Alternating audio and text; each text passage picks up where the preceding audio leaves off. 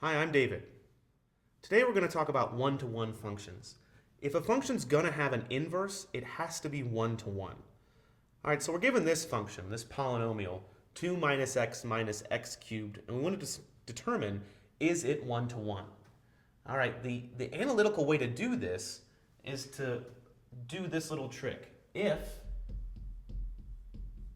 f of a equals f of b, then prove that a equals b. If you can do this, if you can say from this statement, f of a equals f of b, then a equals b, then you've proven that this function is one-to-one.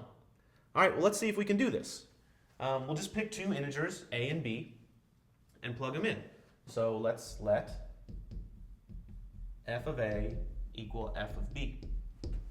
Now we're going to leave those as unknown integers, as variables. We're not going to pick like 4 and 7 or something like that. We're just going to leave them as a and b. Okay, so if I can show f of a equals f of b, implies that a equals b, then I've got it. So f of a would be this same function, except wherever there's an x, I'm going to replace it with an a. So 2 minus a cubed. F of b is this original function, except wherever there's an x, I'm going to replace it with a b. So 2 minus b cubed. If these two sides equal to each other imply that a and b are equal to each other, then this function must be one-to-one. So what can I do to these? I could subtract 2 from both sides, canceling out these 2's. On the left side, I could factor out a negative a, and I'd be left with 1 plus a squared.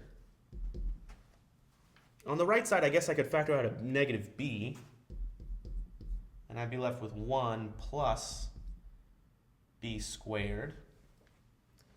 And from there, can I show that a equals b?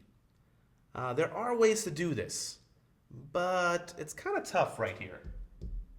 So I don't know. I don't know how to go from here. So let's see if there's another way to show that this function is one-to-one, because this first method didn't seem to work out too well. Well, you have access to things like a graphing utility, and really you could try to draw a sketch of this function. So let's try to do that real fast. This function has 2 minus x cubed. If x were equal to 0, then the function would spit out a 2, would output a 2. So it must have a y-intercept right here at 2. And then I know it looks something like x cubed. So let me go ahead and pull out my graphing utility and try to take a look at this. If I go and plot this, 2 minus x cubed, and graph it, I have a picture of something that looks like this.